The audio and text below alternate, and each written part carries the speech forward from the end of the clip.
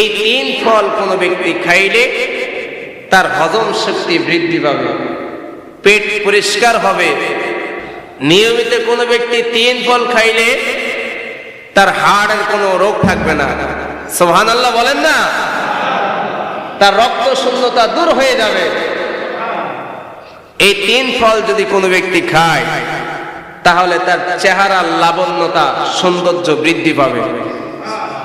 তিন ফল যেই ব্যক্তি নিয়মিত খাইবে ওই ব্যক্তির চেহারায় বৃদ্ধের যে ছাপ এটা খুব দেরিতে পড়বে। সুবহানাল্লাহ বলেন।